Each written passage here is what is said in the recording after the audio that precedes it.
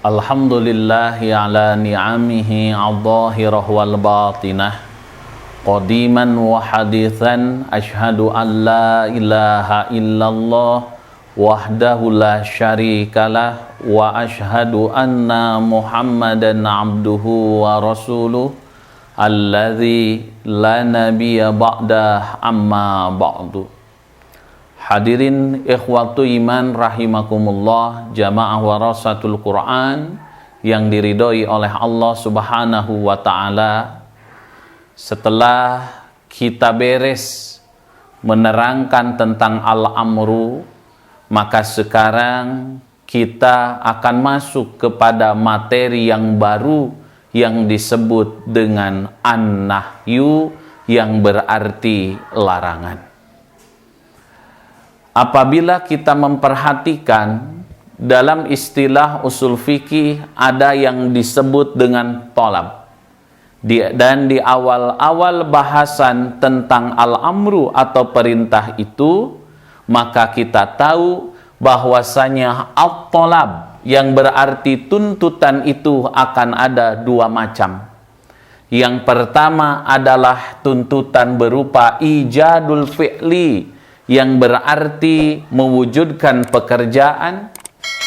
Makanya nanti tuntutan mengerjakan itu disebutnya al-amru, yang berarti perintah, dan kita sudah beres membahas al-amru ini.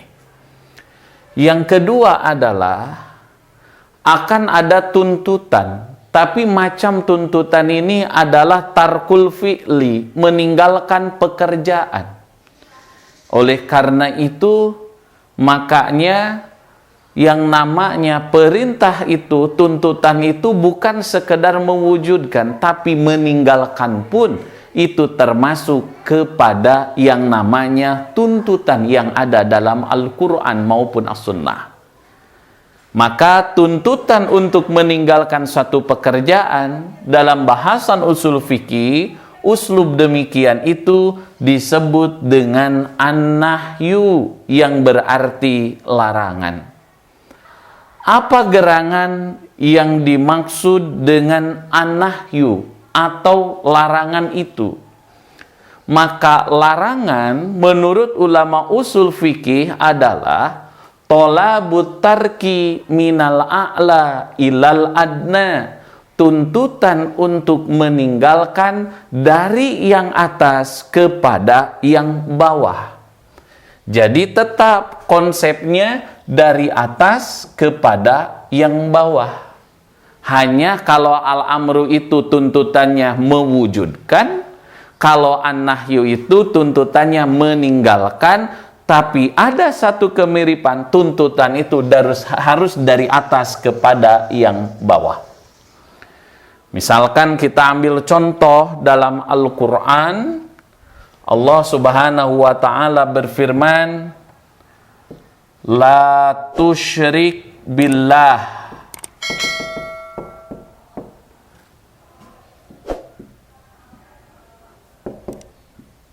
Nah, pada ayat ini Allah Subhanahu wa ta'ala berfirman dalam Quran surah Luqman, di antara nasihat Luqman pada anaknya, ya bunayya la tusyrik billah, wahai anakku, janganlah engkau menyekutukan Allah Subhanahu wa ta'ala. Maka kata la tusyrik billah merupakan tolabut tarki, tuntutan meninggalkan, minal a'la, dari yang tinggi, ilal adna, kepada yang bawah, dari Allah selaku khalik kepada kita manusia selaku makhluk. Maka tuntutan untuk meninggalkan itu berarti termasuk an-nahyu.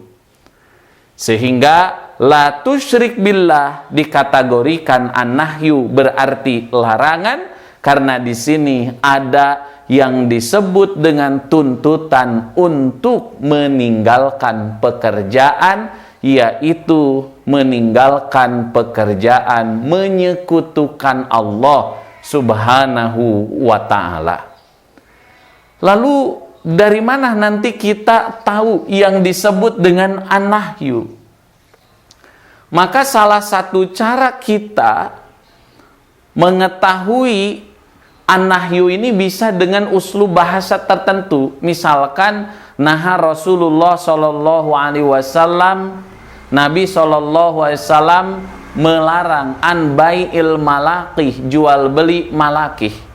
Atau Nabi sallallahu alaihi wasallam beliau itu melarang, misalkan dengan kata-kata nahan Nabi sallallahu alaihi wasallam, itu bisa. Atau yang kedua yang sering umum terjadi adalah dengan menggunakan kata larangan secara langsung, dengan ada yang disebut kata larangan tadi, la tusyrik billah, jangan menyekutukan Allah, yaitu dengan menggunakan fi'il nahyi atau fi'il larangan. Lalu contoh lainnya, misalkan selain la tusyrik billah, Allah subhanahu wa ta'ala berfirman, la tufsidu fil ardi,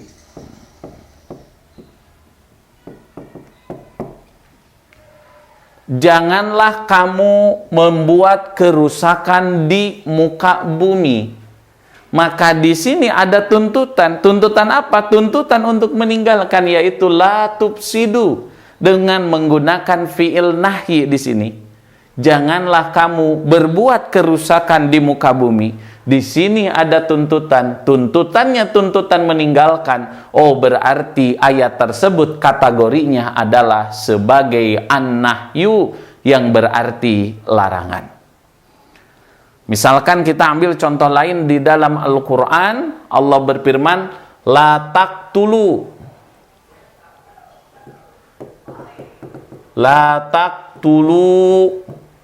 auladakum. La taqtulu auladakum khasyata imlakin. Janganlah kamu membunuh anak-anakmu karena khawatir miskin. Di sini ada tidak tuntutan? Ada. Di sini tuntutannya yaitu la taqtulu, jangan membunuh, dengan kata fi'il nahi, dengan kata larangan, jangan membunuh anak-anak kalian.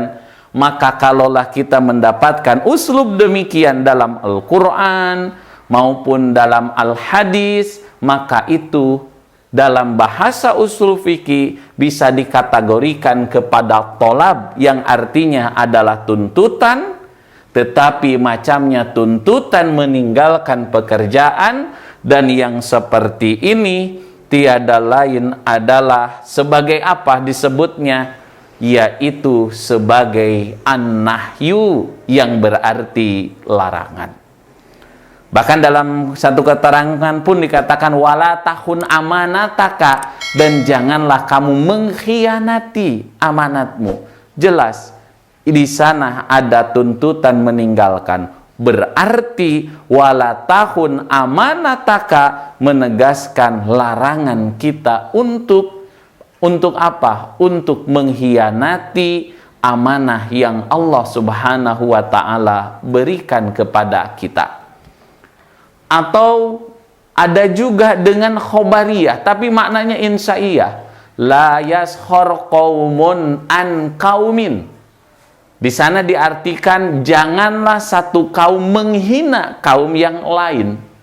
Oleh karena itu, sederhananya kita bisa mengetahui yang namanya an-nahyu, satu, Nabi langsung atau menggunakan uslub naha, atau misalkan yang kedua langsung dengan kata larangan, dan yang ketiga bisa dengan bentuk khobariyah, namun yang namanya siyakul kalamnya menunjukkan kalau ini merupakan larangan dari Allah dan Rasulnya.